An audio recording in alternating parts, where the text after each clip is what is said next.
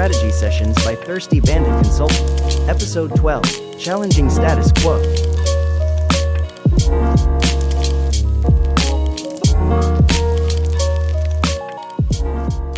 Hello, everybody. This is Corey Kraychek, and Rachel Brown, as always, is on the other screen. And this Hello. is another episode of Strategy Sessions, episode 12. Rachel Brown, can you believe it? Cannot believe 12. it. It's 12. not a baker's dozen, right? Because a Oh, baker's dozen, that's 13. That'll be yes. the next episode will be a baker's dozen. So that this is just a normal standard. This is a standard dozen, a boring Yes, dozen. right. Chicken farm dozen, Yes. we'll say. So, it's funny. So last episode, we had a chance to talk with Ed Fuchik over at Tank Garage Winery in Calistoga.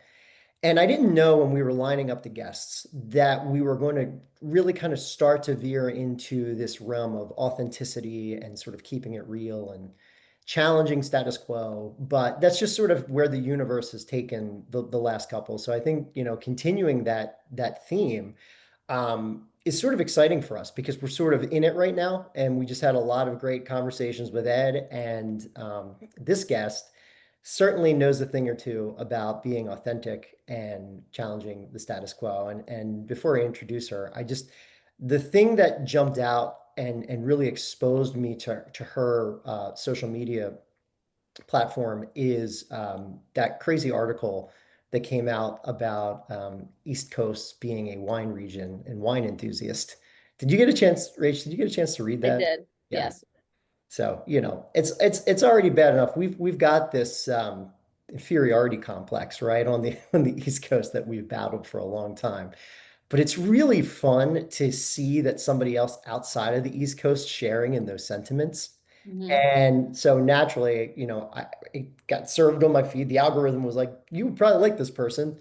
And sure enough, I did this deep dive into sort of her posts and her thoughts. And I said, oh man, this is somebody we should really chat with. So um, with that, Miss Laura Batten is on the line with us. Laura, good morning. Thanks for joining us for Strategy Sessions. Thanks for having me. Thanks for being interested in talking to me at all. Oh, nonsense, right? I mean, as a Canadian, for those of you who don't know, right? So Laura's joining us from Canada, right? Yep, You're Toronto. Toronto. You're our first international guest, so that's exciting, Ooh. right? We're glad that the administration is still allowing us to speak with our neighbors to the north. So thank you for joining us there. This conversation is being tracked. Yes, yes, yes. We will get an email after this from Yeah. some. But Laura, just take a minute or two for people that aren't familiar with Crushable and you, and then we'll kind of dive into some fun dialogue. Okay.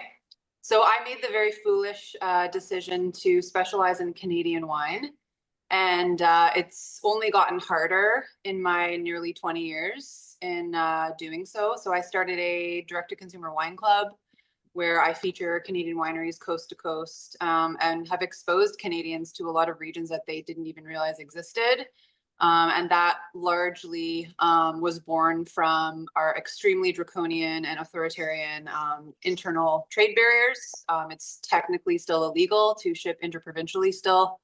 And then I just, from there expanded. So I also do very curated, bespoke, intimate tastings and experiences, anything from like corporate stuff to the ones that I do regularly on the weekends for very small groups. That's just a personal preference. I think that you can really make waves when you strip it down to smaller groups. And then it's sort of like the butterfly effect and like the long-term sort of building relationships. And then, by virtue, loyalty and all of the above.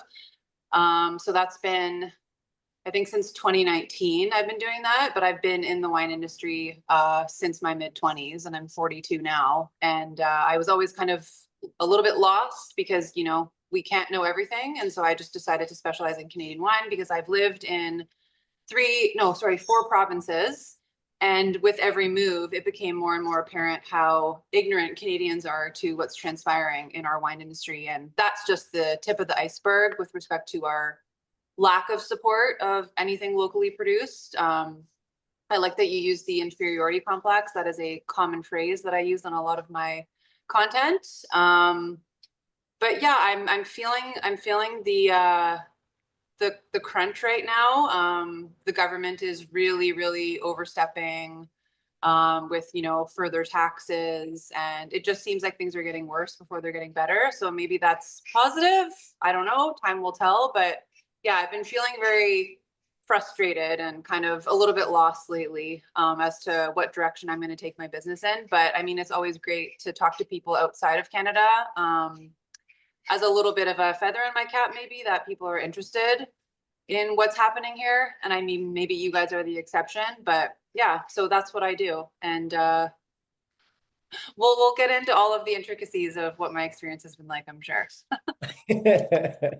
Yeah, I mean, I think that anyone that comes from an area that's not an established winemaking region and that's in industry, you're naturally motivated to support, understand, commiserate, you know, collaborate with people that have that shared experience, right? I mean, it's like that with anything in life, right? I mean, you kind of create this your own support group because we go through the same challenges that you go through, and those frustrations certainly exist in the states, state by state, right? I mean, in Pennsylvania, it's a state-run liquor system in Pennsylvania, so it's its own little mini fiefdom that we deal with, and they are also draconian in their approach. And it's almost kind of comical sometimes because the efforts that they do make to try to promote regional seems to have the opposite effect. So, so like sometimes they have their best we think that they have the best interests of the industry in mind, but the things that they do wind up only exacerbating the challenges that are there in front of us. Yeah. Yeah, it makes the issues all the more glaring. Yep. Yep. But yeah, I mean, listen, the industry in total, whether you're in Canada or in Pennsylvania or in Spain right now, I think everybody's experiencing a lot of challenges, you know, as the market is trying to figure out what it's going to evolve into. But I think we all kind of collectively feel, right, that it's pretty challenging. And so, I mean, for you, right, I mean, if we really drilled it down, I mean, let's pull the Band-Aid off, right? Like what's making the industry so insufferable right now, right? I mean, what do you think it is? And follow up to that, do you think we're the primary reason for our own demise? Like, do Yes. we have something to do with it? Right? Call is coming from inside the house. Right, exactly. It's I mean, I think it's just the banner for the wine industry, right? Like we're so averse to change. Like I was reading a piece by, I don't know if you follow Josh Dunning, Word on the Grapevine. He's a British wine writer, one of the best. And he's not trained. He's not a sommelier by trade, nothing. Excellent writer. And I think that gives him the sort of freedom and liberation to sort of like speak at large on the problems. And he just wrote a piece about the hierarchies and the appellation systems that are actually holding back the evolution of the wine industry, because it's just become a cash grab. It's just become this sort of popularity contest, and it really limits experimentation and innovation, right? And so there's all of these like world famous wineries like Gaia, and like that's just, you know, one example. They're literally eschewing the appellation system, right? And so I think that that's just one prime example of what's going on right now. Like we will not get out of our own way. And in Canada, it's for the longest time, it's been the internal trade barriers, but Canada loves monopolies. Like if you look at how many different monopolies rule our industries, it's cell phones, it's groceries, it's milk, it's everything. There's no competition. And so I always joke that, you know, people love to use the phrase, we got to protect our democracy. And it's like, but what democracy? Like you're just sort of regurgitating something that you saw in a byline from the CBC, you know? So it's just the same old protectionist attitude, like rooted in retribution. It's the powers that be bogarting everything for themselves. It's the greed. It's so many things. It's an aversion to a new way of doing things. And I think it's really funny, especially moving to Ontario, it became really apparent the trickle down effect of the monopoly. It becomes like this, almost like an MLM or like a pyramid scheme, where it's like the monopoly at the top, and then it's just a series of little monopolies and territorialism that just prevails everywhere. So people are terrified of competition. not realizing that competition is really positive because it improves the product, it makes things more affordable, people can buy in. A healthy economy is when people want to inject their own hard-earned discretionary dollars back into it, right? And that's not what's happening right now. In Ontario, people are actually looking outside of the province.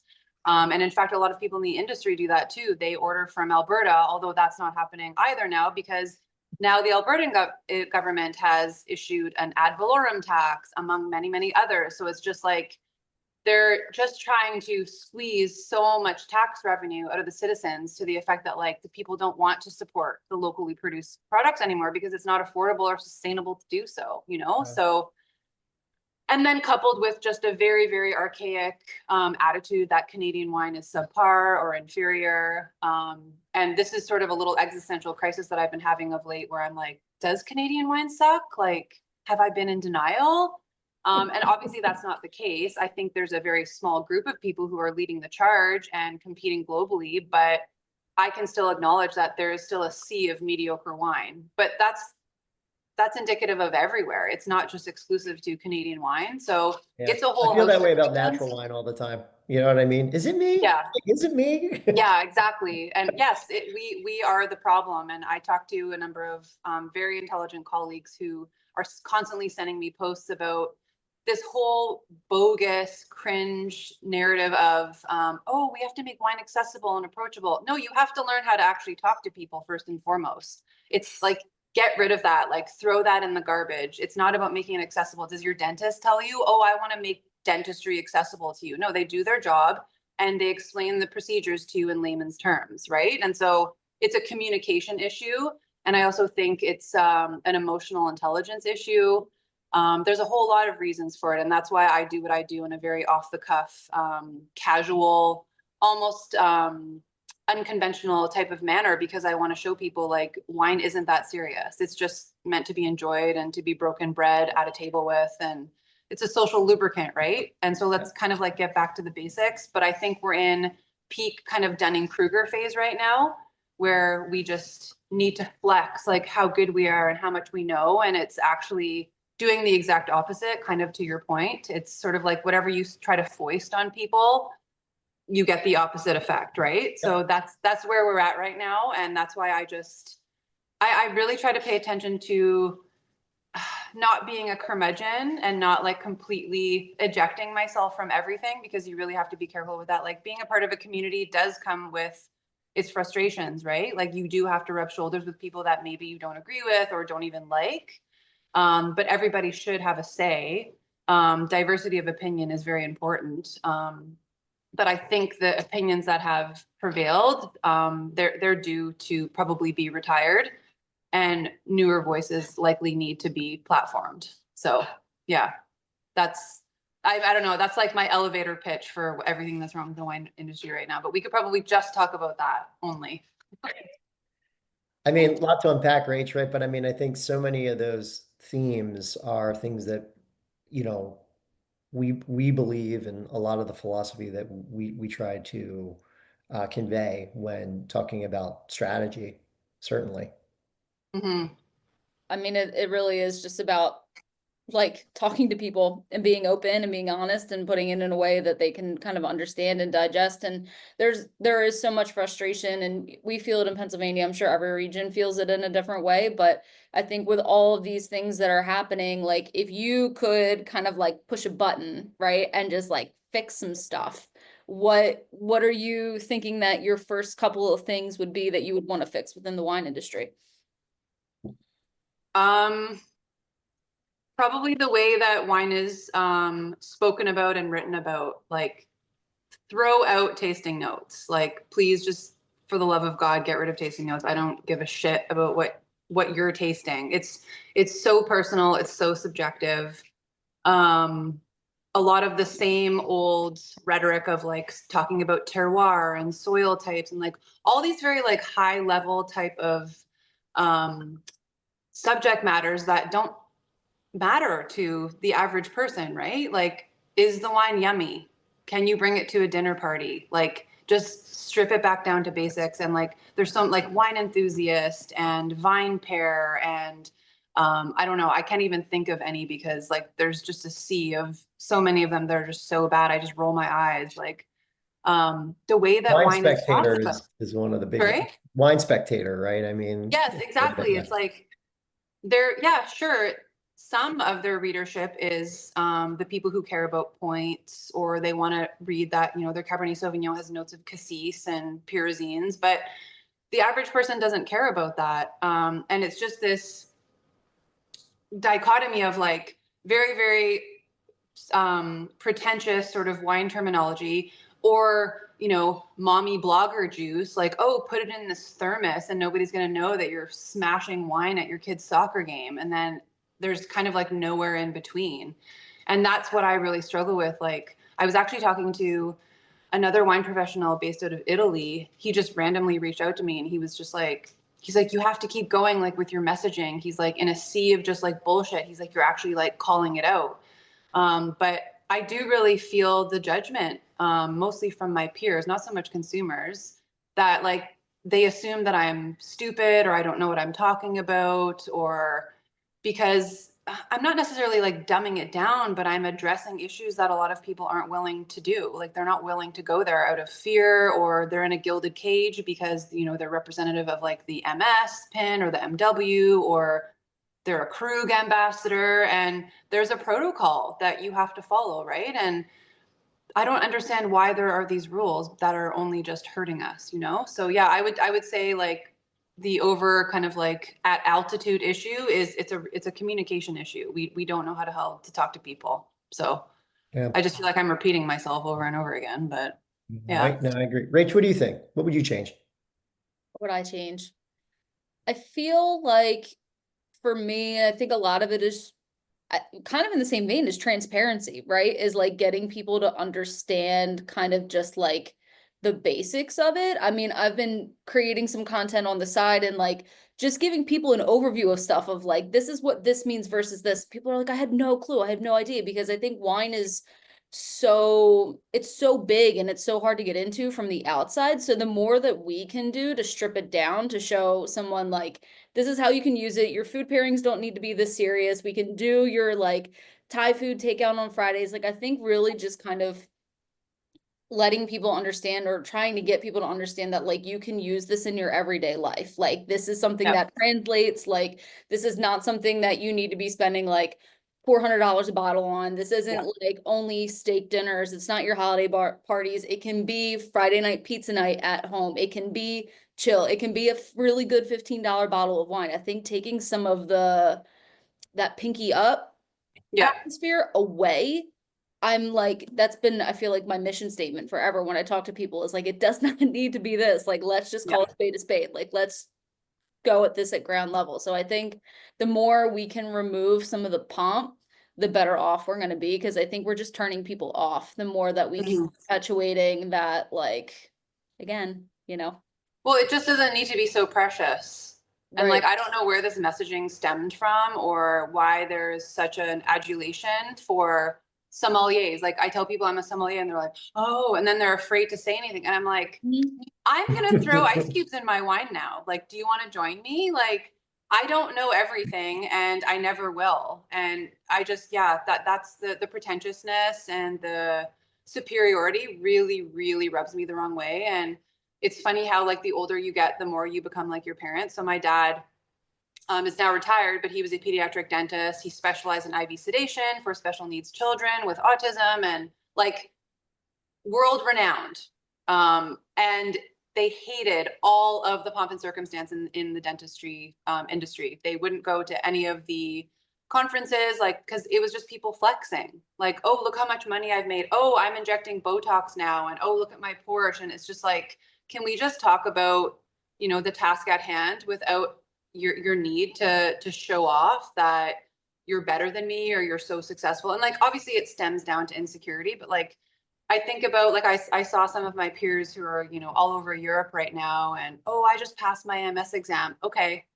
But that's a decision that you've personally made that isn't indicative of the wine world at large. Like, how much are they talking about Canada? Is there a page, maybe a paragraph? Like, you don't know everything just because you have this pin, you know, and it's everything is just contrived and a construct and made up, you know. And the more that I think about it, like maybe I'm getting a little too philosophical about it, but I would rather look at the world that way than be so certain or like staunch in my convictions, because that just means that I've lost my ability to be curious or want to learn or have the ability to be wrong, you know. And I don't know why we have this identity in wine where we just presuppose that like we know better than everybody. Whereas like you go to Europe and you're like, I'm just going to drink this carafe of nondescript red Portuguese wine and it pairs effortlessly with all of the food and nobody gives a shit what the grape variety is. They're just like, oh, this is this region and this is generally what this tastes like. And then they leave it at that and then they move on with their day,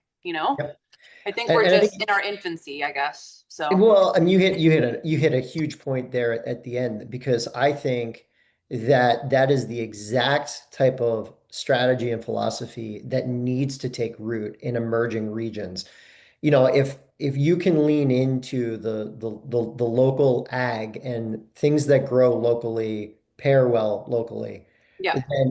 then it really starts to demystify the topic, right? It's Yeah. like, no, we make this because it's damn good with the pork that we raise on our farm, and you should just have it and see for yourself. And then all of a sudden the light bulb goes off, right? And I always cracked up. So, you know, my wife and I were in Italy, you know, 17 years ago. And, you know, we stayed in Tuscany, and, you know, the restaurant we went to had, you know, complimentary house wine, or you could spend 200 euro on a bottle there from something imported from Napa.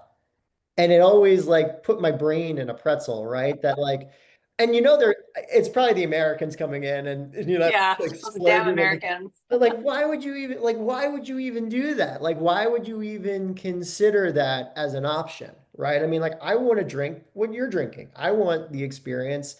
You're best suited coming from the area to tell me what I should, you know, be checking out that might interest me without the educational piece, right? I mean, because you're living and breathing it on the farm, you're interfacing with these artisans and these growers and the people that are making it.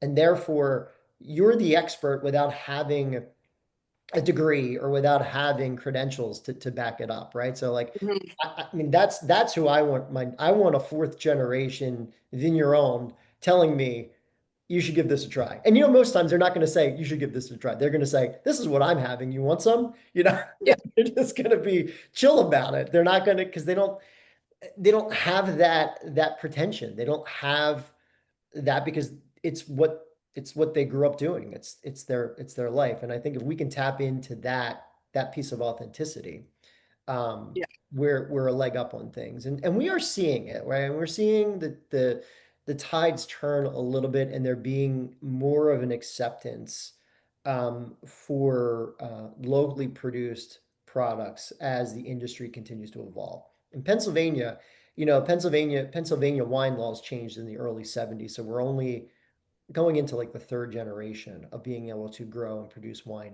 in Pennsylvania, Mm. like going back from like Prohibition era. And you know, like people are figuring it out and there's more of an acceptance. But I can't tell you how many times Rachel and I were running tasting room and you hear, oh, this is actually good. This is Make good actually wine in good. Pennsylvania? Yeah. Ooh, yeah, Yeah. you know. The Yep. words in my nightmares, honestly. I didn't know Pennsylvania could make good wine. Or just like, Well, nothing feels shittier than the need to convince, because then that immediately they're questioning your expertise, the region at large, the people who are literally making the damn thing. It's like that doesn't feel very good, you know. It's pretty gauche and very tacky to say that, and I hear that all the time, mostly from other wine professionals, and Mhm. I am admittedly ashamed that I allow it to get to me, but like I know what wines and what regions to pour people to change minds. Like I hosted a tasting a couple of years ago with a local agency here called Tre Amici, and the whole family is involved. And they were like, "Yeah, no, we want to pay." Like I was like, "Oh, let me give you an industry discount," and they were like, "No, we want to pay like full price. We're going to have a champagne as well as a prosecco producer with us. Like we want you to change minds." And I was like, "Wow, like that's a real vote of confidence." And so I knew exactly who to select. And yeah, I poured them hybrids from Quebec. I poured them Chardonnay from Niagara on the Lake. I can't remember what else I poured them, but they were like, okay, like you've convinced us.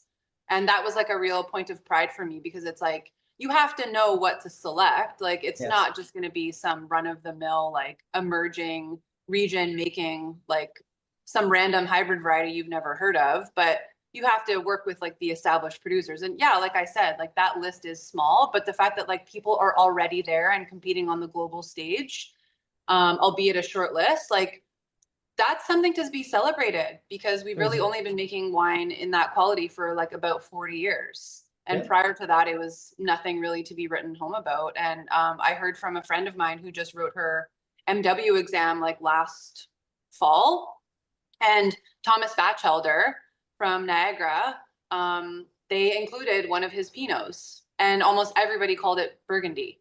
So I'm like, okay, you just have to get like liquid to lips, and maybe blind tasting is the way, as much as I hate that. I think it's such a stupid like party trick, but maybe that's the only way. Like, you can't tell people what they're drinking, because then they'll be given the opportunity to reject it. You know, it's such a bias. It's so psychological, you know? Oh, it's all perception based. I mean, this whole industry is Yeah. built on perception and preconceived notions. It's Yeah. the wine experts that come into the tasting room that have the, you know, $500,000 sellers at home that say, I don't drink Pennsylvania wine. And it's Yeah. like, okay, that's really Good for you. really close-minded. You know, there's like 500 wineries in the state. You've tasted them all and don't like any of them. Yeah. Like, you know. That is not the flex that you think that it is.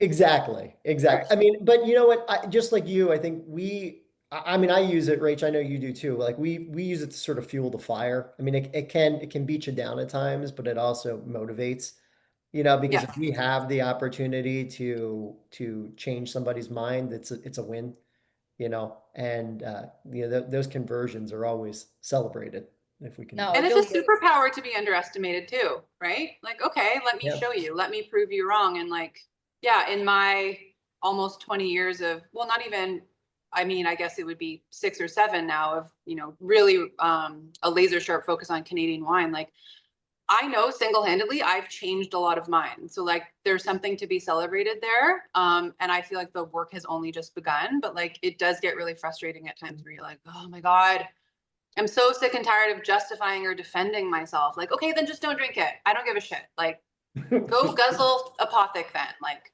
I bid you adieu, you know? Like, you either get it or Thanks, you sir.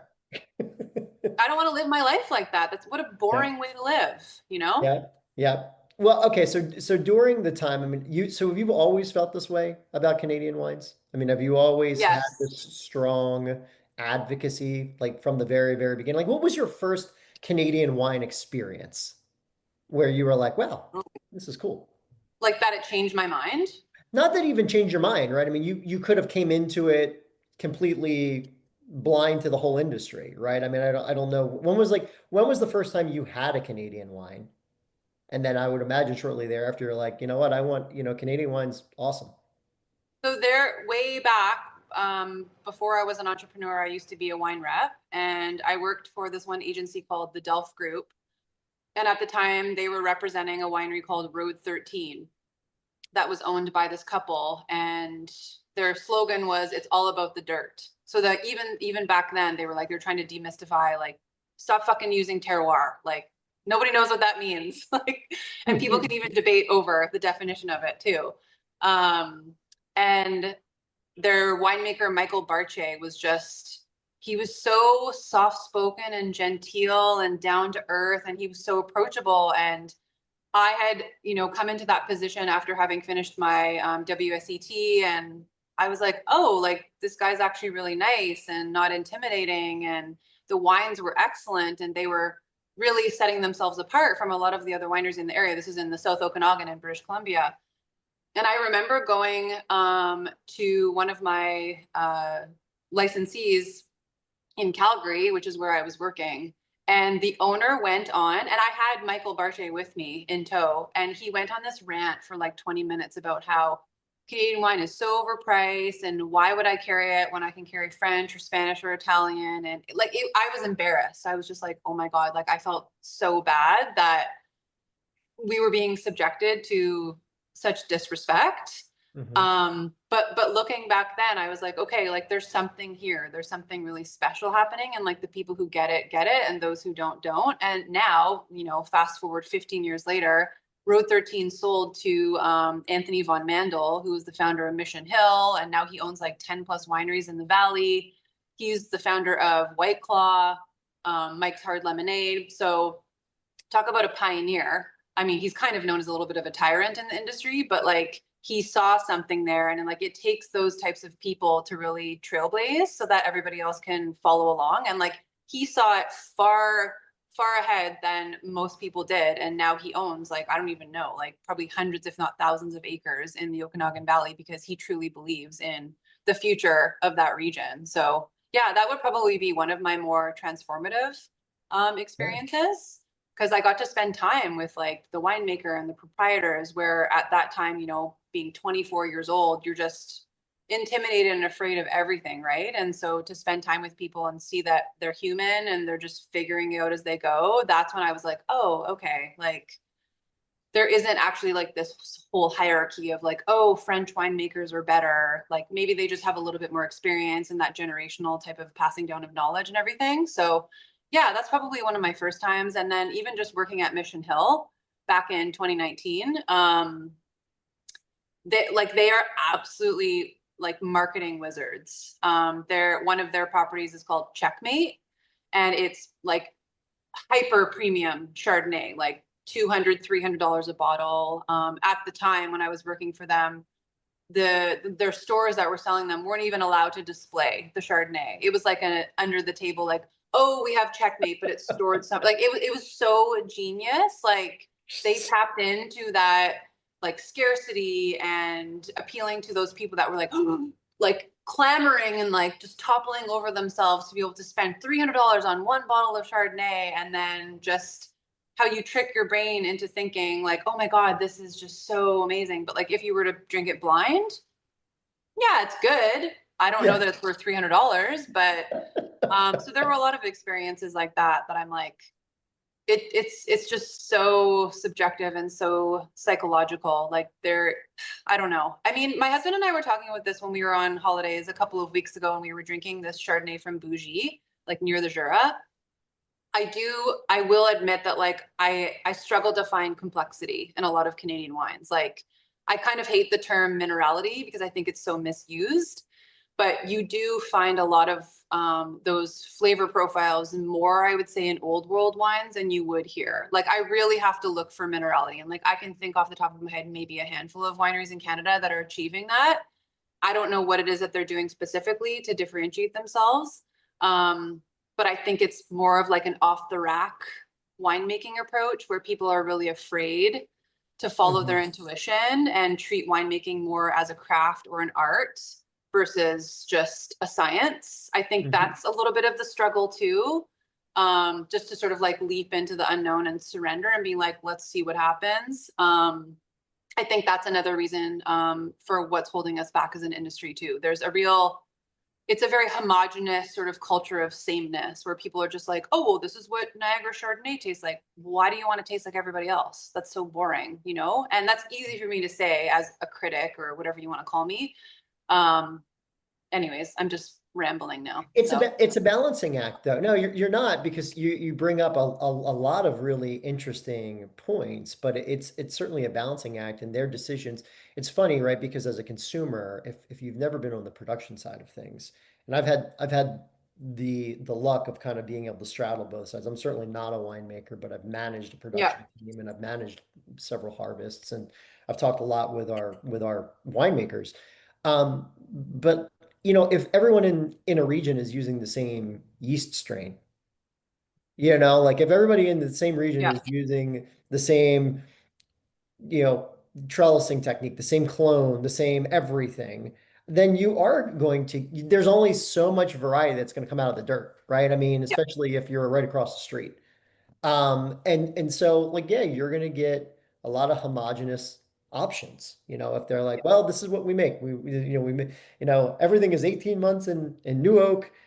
It goes through Mallow. We've got, you know, everybody's making the same exact thing, right? So, Yeah, and they're so offended by people who are doing something a little bit differently, or like that distinction is so apparent. Like there's a winery here called Pearl Morissette, and I think they kind of came onto the scene around 2012, and organically farmed fruit, indigenous yeasts, big foudres, concrete, nothing new when you think about it, like Right. from a global perspective, but very, very provocative for Niagara. And people were just up in arms about it. And it's like, why do you care? Why are you so threatened about someone doing something so differently? And Pearl Morissette is widely regarded as one of the top wineries in Canada, if not North America. Like their wines are spectacular. And it's because they have their own yeast population that makes their wines really distinct. Like, shouldn't that be the goal, to have a distinct identity so that you stand out from the crowd? Like the whole, why are people so afraid of like the tall poppy syndrome? It's like, why do you want to be like everybody else? That's just so strange to me. Like, I know it can be a little bit lonely, but sometimes when I go to tastings here, I'm just like, oh my God, like these wines are so boring. And I'm just like hunting like a predator for complexity, and it's just not there. And I'm just like, oh my God, like when are we going to get out of this fear of just being different? It's just, it's so weird to me. So that would be another reason that I would add to the list, a fear of being different. I feel like it's hard. I feel like it feels like there's like an unofficial rule book of like, well, Chardonnay plus this has to equal this all the time, always. And I think probably what's happening is a lot of people are afraid to make something different in regards to like losing customers, like, or not Yeah. having like, when, I mean, we hear it all the time, right? You come in, what do you drink? California Cab, Chardonnay, super oaky. So like, you almost feel like, I think sometimes you have to have these things on portfolio for those people that come in, or else you're going to lose them. So the last winery that I worked at, we didn't make Chardonnay. We were strictly a Bordeaux house, and people came in, we were looking for Chardonnay, and we did a Sauvignon Blanc from Big Valley District in California, really hot temps, fermented in neutral oak. It drank like a Chardonnay. It was really, really full. So we almost had to like try to very desperately hook them and be like, well, no, there's this. Well, no, there's this. And it was Sauvignon Blanc, and it was done differently, which was really neat. But it feels like if you don't conform, or you don't have like these three staples on the portfolio, like you're going to get a wrist slap over it. So I feel like there's like two different schools of thought, and I really just kind of am of the firm belief that like you have, you know, what is it, 10,000 different grapes used to make wine. You have all these different skills, all these different producers. You have so many different things to offer people. Why not try to challenge them and then break the status quo? Like, they're never going to grow as drinkers. Y'all are never going to grow as a winery if you can't kind of play mad scientist a little bit, right? Like, we talked about this the other day. We talked about this with Wine Club, right? Like, you don't want to get the same wine club over and over again with just a different vintage variation every year. You want to try something new. You want to have something that's a little bit different. So why not? And this goes back to what Ed said in our last one, is like, why not like do some crazy shit, right? Like, why not like mix it up a little bit more? And I think that fear is holding a lot of the industry back too, of like, well, we need to bring people in and we know they'll come for this, but also, why does that make you any different than every other winery in the surrounding area? But it's also going to topple all of this knowledge that people have acquired through all of these very expensive designations, right? Like the flashcard junkies and the people who can, you know, regurgitate the soil types of Anjou. And like how typicity is drilled into our brains. Like, do you guys remember Marissa Ross?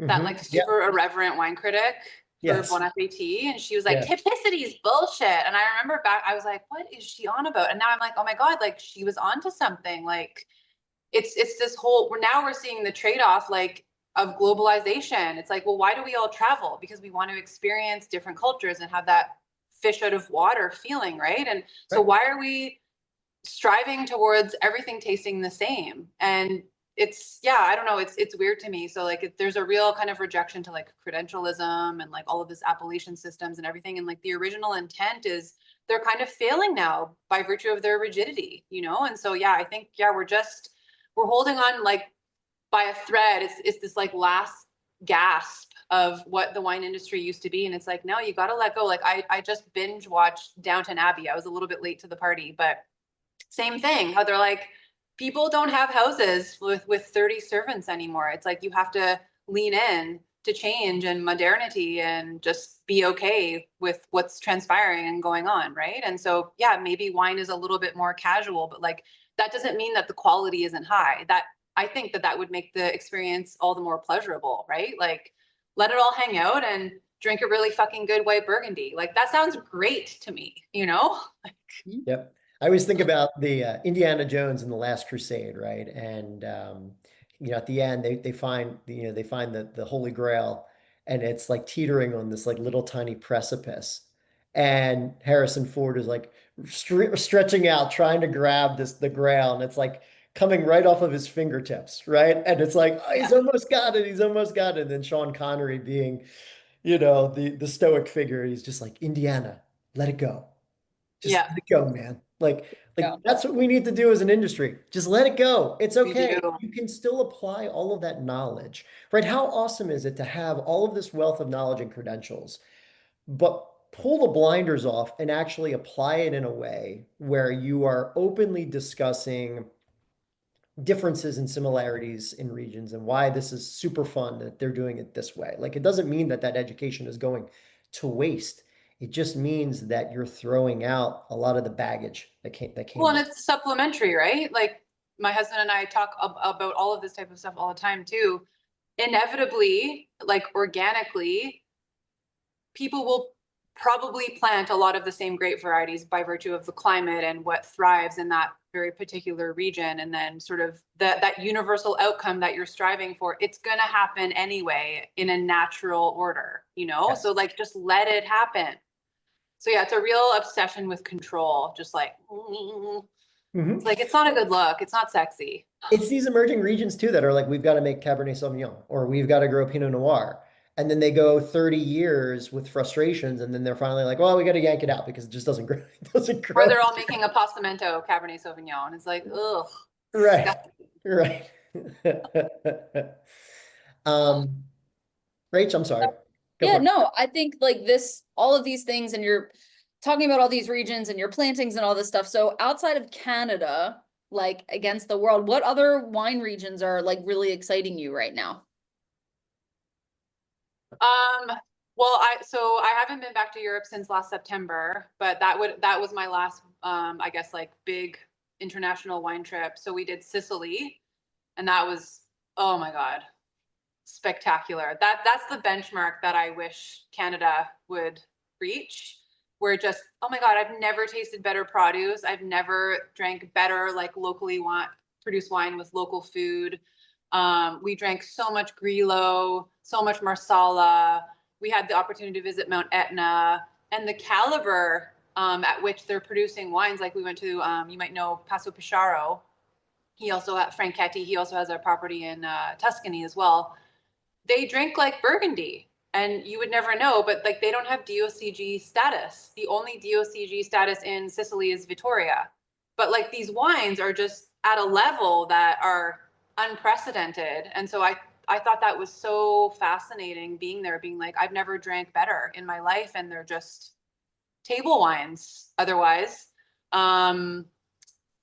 Then we also had the opportunity. One of the most spectacular experiences that I've ever had was in the Wachau. So not really like, an unknown region, but we had the opportunity to go to Nikolaihof, and the property is in an old Roman monastery, and they still have like, some Roman built walls like in their cellar and everything. And truly like a masterclass in hospitality. Like the whole family was there. They sat down and had dinner with us. They treated us to like a whole curated tasting. They opened anything that we wanted to try.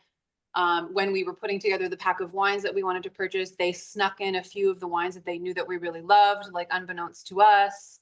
Like I literally, we left, and like, this sounds maybe a little bit trite, but like I burst into tears. I was like, it was unbelievable. It was just one of the most beautiful settings, and just like they really understood what they were doing. And we had dinner there, and it was just a very like nourishing, like quaint, farmy type of style of food. And I said to my husband while we were sitting there, I was like, this would have been sullied if they had like a Michelin star out on the sign. I was like, the reason why this is so special is because the people who want to find it come here. And then probably Hungary, because we went to Vienna, and there's some really spectacular wines coming from like out of like Balaton. I always forget how to say it. And there's actually a Canadian guy, Robert Gilvesi, who's making some really spectacular examples of like their locally produced varieties. They're like Kadarka, among others, that we don't really find here, you know? But there's so many, like Yeah. it's you'll never scratch the surface. You can't, like, it's just the iceberg, you know. It just gets bigger, the chasm gets bigger and bigger and bigger, and that's what's so exciting, because then you're like, oh my God, I'm a blip in the universe, I don't matter. Like, that's what I always say, like a little nihilism goes a long way, you know. Just don't take yourself so damn seriously. So and then like Bougie, a relatively new to me region that we were just drinking. There's a variety by the name of Altesse, from this really spectacular producer that I can't remember the name of, but it's never ending. And so like whenever I meet people who are so self-important and like they want to speak down to you, it's just like, you're just masking your own shortcomings. Like, just, it's okay to admit that you don't know something, you know, especially where wine is concerned. It's like, that's the whole beauty of life. Like the whole like Anthony Bourdain thing, go and explore and just eat well and have lots of sex and rinse and repeat, you know. I That's my love that. attitude. I love that all of your examples are like driven from experience, right?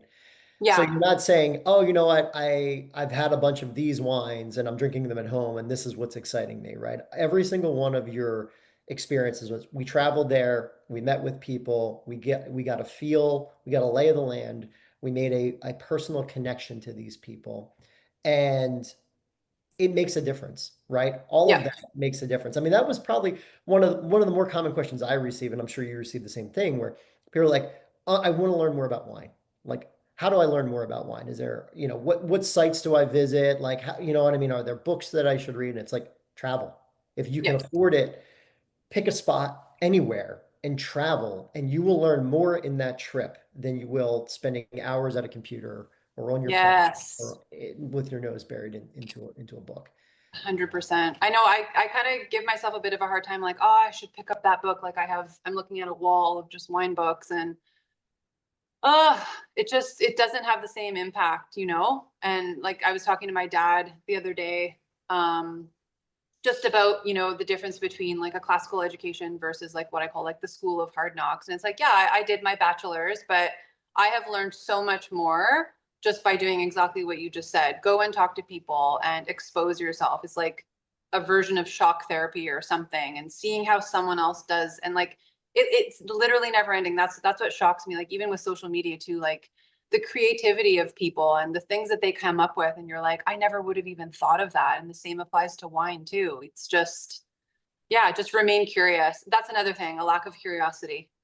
We got to like make a list, everything that's wrong with the wine industry.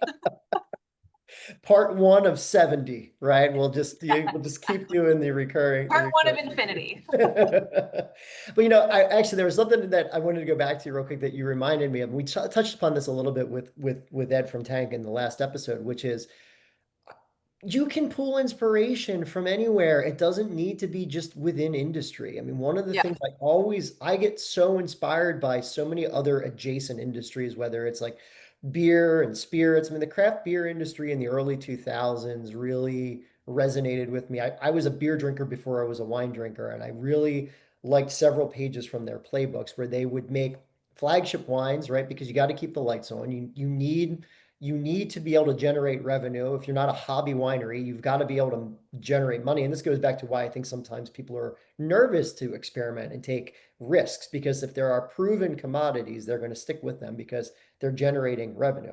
But what the craft hmm, beer industry always did was, they had scratch series or one-offs or beers that they could just experiment with, that they would throw in their tap rooms and pour through them, and they would use it as really, kind of a beta test to see what worked, what didn't work, and then maybe they would integrate them into their normal portfolio. Uh, that's an easy way to do it, though. Like even in today's world, right? Is like if you're risk averse and you're worried about going too much, having the pendulum swing too much in that direction, just start doing some small batch one-offs. And it's harvest right yeah, now. Like that's what we would instruct our guys to do.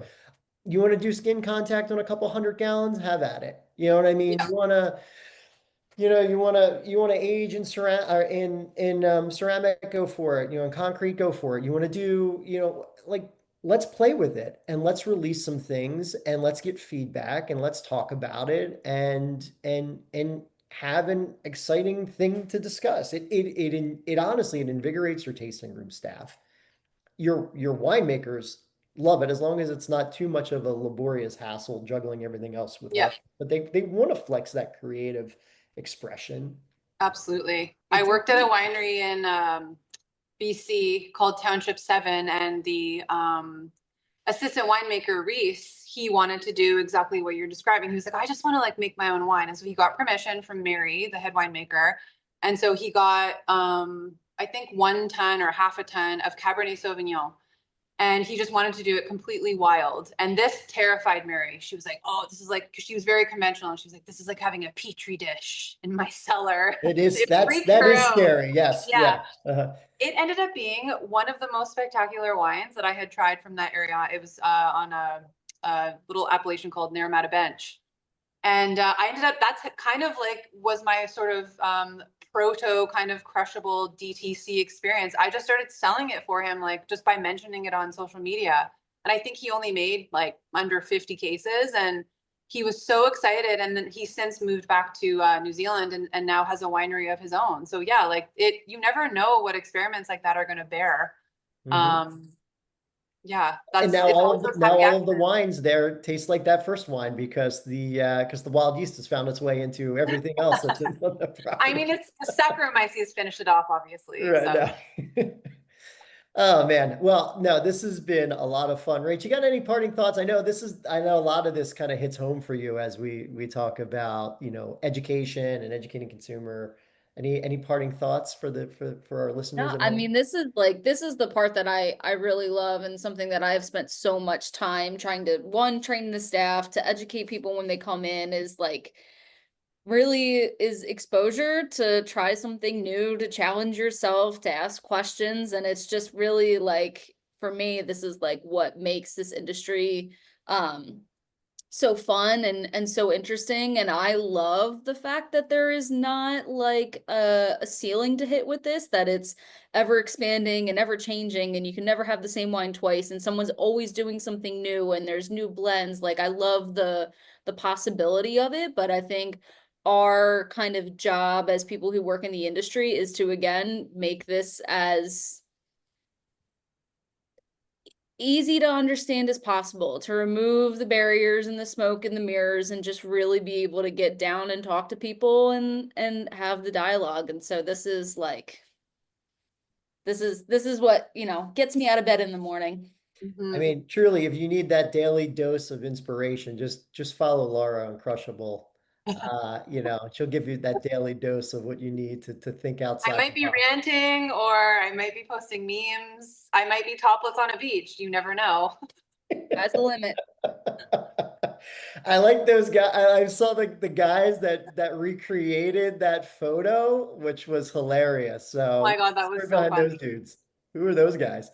So that was the owner, Ron Kubek, and his winemaker, Sebastian Ott, at a winery called Lightning Rock in Summerland, BC, in the Okanagan. And their wines are, it's a shame that you guys can't find them. But Ron has been very vocal and trying to lobby with provincial governments, well, and federal too, to just get rid of these monopolies. And it's, I mean, kudos to him for really being loud. But yeah, at least he's brought some awareness to how like fucked up this whole situation is. But yeah, they're a perfect example to your point about like that experiential style of learning. I was back in BC a couple weeks ago and they hosted like a client appreciation night, and I went, and it was literally just beautiful food, like a never-ending waterfall of wine, and just it was just so joyful. Like no tasting notes, no tasting sheets, no one's shoving like dumbass shit down your throat that you don't want to hear. It was just come, laugh, be playful, like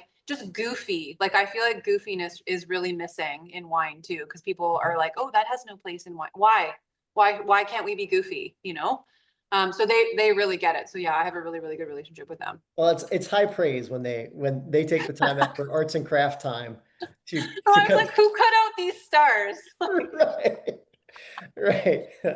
And I cannot end the podcast without saying that I got to get my hands on one of those Nebbiolo shirts, because that, I think out of all of your new t-shirts, we're gonna have to figure out, I want to send you some Pennsylvania wines. We'll have to do like a trade where we ship things up as like marketing materials to you. 100%. I'm down. And and maybe I can Venmo you for one of those Nebbiolo shirts, because those are sure. awesome. So you those are live right on your site. People can go and buy Yes. them. And you ship to the States too, or are you just shipping to Canada? Cool. Yep. All right. Laura, thank you so much for joining us. This was a lot of fun. We were really looking forward to this one, and you've just been super generous with your time, and we appreciate it. My pleasure. Likewise. And don't be a stranger. Next time you're in the States and you're in the Northeast, we'd love to get together and be goofy. Be goofy about wine. Absolutely. All right. Well, thanks so much. Take care, everybody. Take care. See you next time. Bye.